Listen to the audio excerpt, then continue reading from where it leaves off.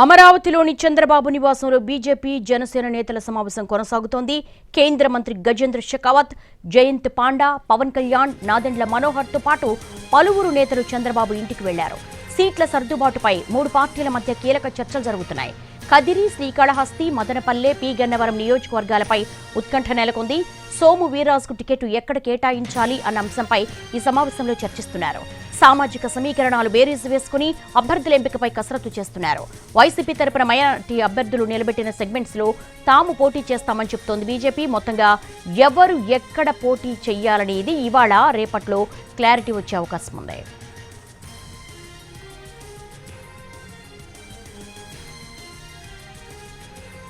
అమరావతిలోని చంద్రబాబు నివాసంలో బీజేపీ జనసేన నేతల సమావేశం కొనసాగుతోంది. ఇప్పుడే చర్చలు ముగిసినట్టుగా సమాచారం అంతోంది. దీనికి సంబంధించి లేటెస్ట్ అప్డేట్స్ మా ప్రతినిధి పిఎంఆర్ చంద్రశేఖర్ అని తెలుసుకుందాం. పిఎంఆర్, కేంద్ర మంత్రి గజేంద్ర షెకావత్ అండ్ జయంత్ పాండా, పవన్ కళ్యాణ్, నాదెండ్ల మనోహర్ టీంతో ముగిసాయా ఈ సమావేశానికి సంబంధించి? హై ప్రయారిటీ ఎవరికి ఇస్తున్నారు? అలాగే ఉమ్మడి మేనిఫెస్టోకి సంబంధించి ఏం నిర్ణయాలు తీసుకున్నారు?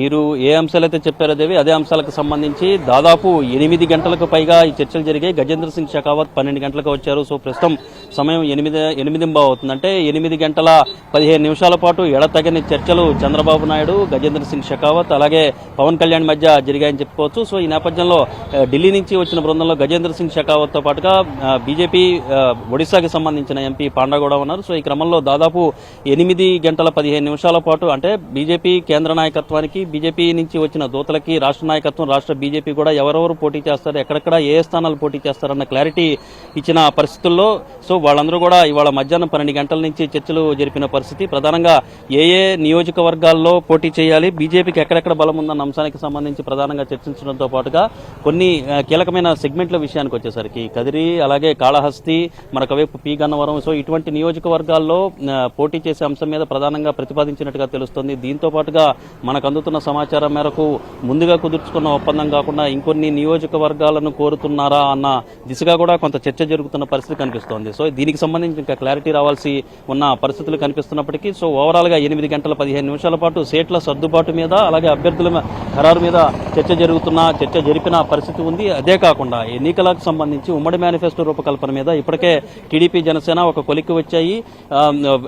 ఉమ్మడి మేనిఫెస్టోను విడుదల చేసే సందర్భంలో ఎన్డీఏలో టీడీపీ చేరిక జరగడంతో మూడు పార్టీలు కలిపి ఉమ్మడి మేనిఫెస్టోను రూపొందించాలనే దిశగా కూడా కసరత్తు చేస్తున్నాయి. కేంద్ర ప్రభుత్వాలు కేంద్రం ప్రకటించిన కొన్ని అంశాలను బేస్ చేసుకుని అనుసంధానిస్తూ కొన్ని కొత్త పథకాలను ఏదైనా రూపకల్పన చేస్తే ఏ విధంగా ఉంటుందన్న దిశగా కూడా ఈ సమావేశంలో చర్చించినట్టుగా తెలుస్తుంది. సో దీనికి సంబంధించి ఈ నెలాఖరు కల్లా ఉమ్మడి మేనిఫెస్టో రూపొందించే అవకాశం ఉన్నట్లుగా మనకి సమాచారం అవుతుంది. దీంతో పాటుగా ఎన్నికలకు సంబంధించి వైసీపీ మైనారిటీ అభ్యర్థులు నిలబడిన సెగ్మెంట్స్ లో బీజేపీ కంటెస్ట్ చేస్తాను అనడాన్ని ఎలా చూడాలి? అసలు దీని వెనుకున్న వ్యూహం ఏంటి?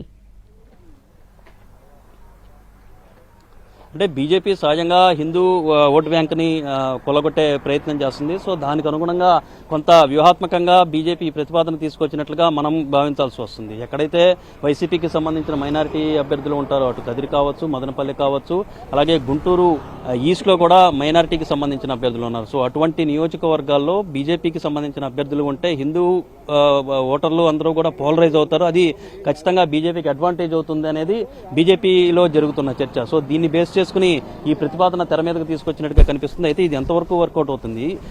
మరొక వైపు చూస్తా ఉంటే దీనికి టీడీపీ వైపు నుంచి కూడా, అంటే టీడీపీ కూడా ఆయా నియోజకవర్గాల్లో స్థానికంగా బలమైన నేతలు ఉన్న పరిస్థితి కనిపిస్తున్న నేపథ్యంలో సో బీజేపీ పెట్టిన ప్రతిపాదన కూడా జనసేన కావచ్చు, టీడీపీ కావచ్చు ఎంతవరకు సుముఖంగా ఉంటాయన్న క్లారిటీ రావాల్సి ఉంది. మనకు అందుతున్న సమాచారం మేరకు రేపు ఈ అధికారిక ప్రకటన, సీట్లు ఎవరెవరు ఎక్కడెక్కడి నుంచి పోటీ చేస్తారన్న అధికారిక ప్రకటన వచ్చే సూచనలు కనిపిస్తున్నాయి. Devi, all right, thanks for the live updates PMR.